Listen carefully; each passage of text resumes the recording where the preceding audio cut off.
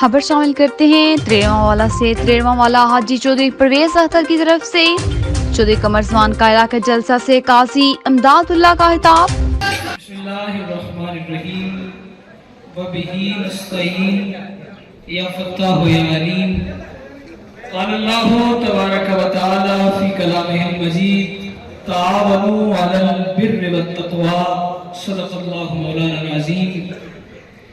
اوروں کا ہے پیام اور میرا پیام اور ہے، اوروں کا ہے پیام اور میرا پیام اور ہے، عشق کے درد مند کا طرز کلام اور ہے۔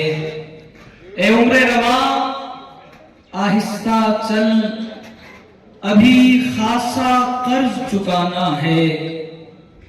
اے عمر رواں کچھ آہستہ چل، ابھی خاصا قرض چکانا ہے۔ کچھ خواب ہیں جن کو لکھنا ہے، تعبیر کی صورت دینا ہے۔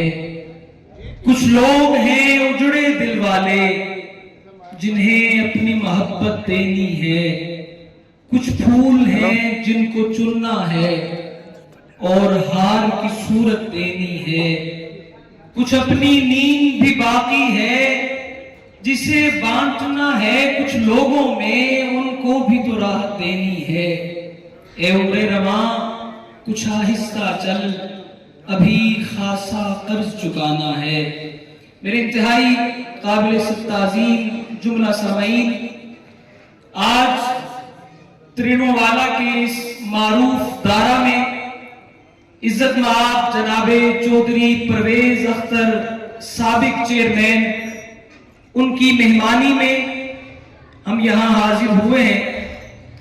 میں صرف دو باتیں تحت اللفظ میں آپ کی سماعتوں کے حوالے کرنا چاہوں گا۔ سامعین گرامی قدر، اس وقت ملک پاکستان میں انتخابات کی مہم اپنے عروج پہ ہے۔ 272 لوگوں کو ہم نے منتخب کرنا ہے، جنہوں نے پارلیمنٹ میں بیٹھ کے ہمارے اگلے 5 سال کو طے کرنا ہے کہ یہ 5 سال کیسے جائیں گے۔ حلقہ NA 65 سے چودھری قمر زمان قاہرہ کی حمایت میں اگر میں علل اعلان اور ببانگ دہل یہ کہہ رہا ہوں کہ میرا یہ نمائندہ ہوں گے، آپ یہاں تشریف لائے، آئندے پارلیمنٹ میں چودھری قمر زمان قاہرہ ہوں گے۔ ہر صاحب شعور انسان سوچتا ہے کہ ایسا کیوں ہے، ہم نے کیوں قمر زمان قاہرہ کا انتخاب کیا۔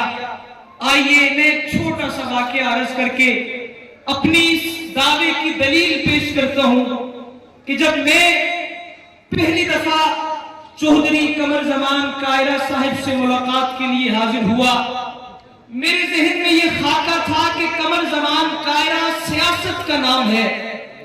قمر زمان قاہرہ ایک ایسا نام ہے جس کا بیک گراؤنڈ پولیٹیکل ہے، جس نے ساری زندگی سیاست کی، جس کا خاندان سیاست کے نام سے جانا جاتا ہے۔ میں اپنے ذہن میں مختلف سوالات لے کر گیا کہ مجھ سے پوچھا جائے گا بتا کون سی پارٹی کو سپورٹ کرتے ہو، مجھ سے پوچھا جائے گا بتا NA 65 میں تیر کے لیے ووٹ مانگنے میرے ساتھ نکلو گے یا نہیں نکلو گے۔ میں یہ سوال لے کر جب قمر زمان قاہرہ کے سامنے پہنچا، میں برقعہ حیرت میں ڈوب گیا، میں انگشت بدندہ ہو گیا۔ قمر زمان قاہرہ نے مجھ سے یہ نہیں کہا کہ تم میرے لیے ووٹ مانگو گے یا نہیں، قمر زمان قاہرہ نے یہ نہیں کہا کہ پیپلز پارٹی کے منشور سے متفق ہو یا نہیں، بلکہ قمر زمان قاہرہ نے مجھے کہا کہ آج کل کون سی کتاب کا مطالعہ کر رہے ہو، آج کل مذہب کو پڑھ رہے ہو یا لٹریچر کو پڑھ رہے ہو، سائنس کو پڑھ رہے ہو یا ٹیکنالوجی کو پڑھ رہے ہو۔ میں اپنے سوال کے جواب میں یہ بھول گیا کہ میں نے کیا کہنا ہے۔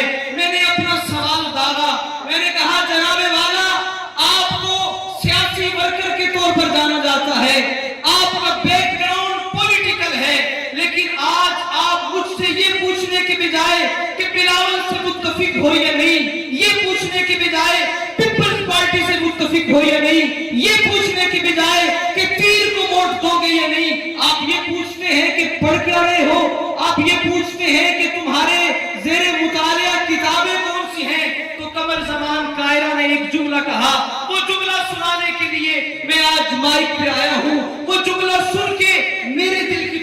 بدل گئی. آپ جملہ سن کے دیکھیے گا کہ وہ جملہ سننے کے بعد آپ کے دل کی دنیا بدلتی ہے یا نہیں, اور اگر بدلتی ہے تو قمر زمان کائرہ کے لیے ہاتھ بلند کر کے اس بدلتی دنیا کو تالیوں میں ضرور تبدیل کیجئے گا.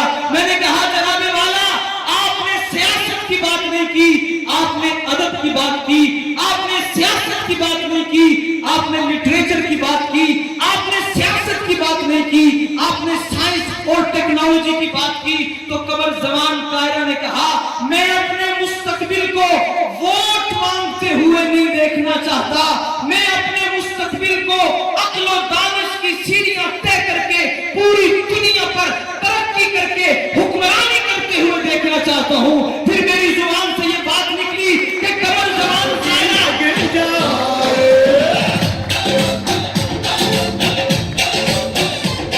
بہت شکریہ سامعین گرامی قدر.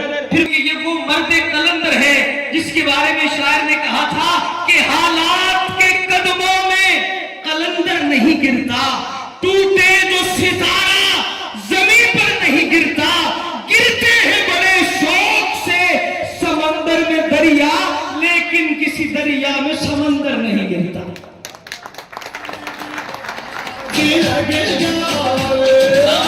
وقت میں گنجائش نہیں ہے, بہت کچھ کہنا چاہتا تھا, لیکن میں ایک واقعہ ضرور عرض کرنا چاہوں گا. میں ایک بہت بڑے ادارے میں کیفے میں بیٹھا ہوا تھا, میرے سامنے ایک شخص آ کر بیٹھا. اس شخص نے مجھ سے پوچھا تمہارا تعلق کہاں سے ہے؟ میں نے کہا میں گجرات سے تعلق رکھتا ہوں. میں نے اس سے پوچھا آپ کا تعلق کہاں سے ہے؟ وہ کہنے لگا میرے تعلق کو چھوڑیے, میں نے سنا ہے گجرات میں ایک شخص جس کا نام قمر زمان کائرہ ہے وہ رہتا ہے. میں نے کہا جی ہاں, وہ ہمارے حلقے کے منتخب MLA ہیں, انہوں نے پاکستان میں مختلف وزارتوں کے عہدے سنبھالے ہیں, لیکن آپ انہیں کیسے جانتے ہیں؟ سامعین گرامی قدر, اس شخص نے ایک جملہ کہا, وہ جملہ سنیے گا. اس شخص کہنے لگا شاید قمر زمان کائرہ کے لالا موسیٰ اور گجرات کی عوام پر اتنے احسان نہیں جتنے اس کے احسان گلگت اور بلتستان کی عوام.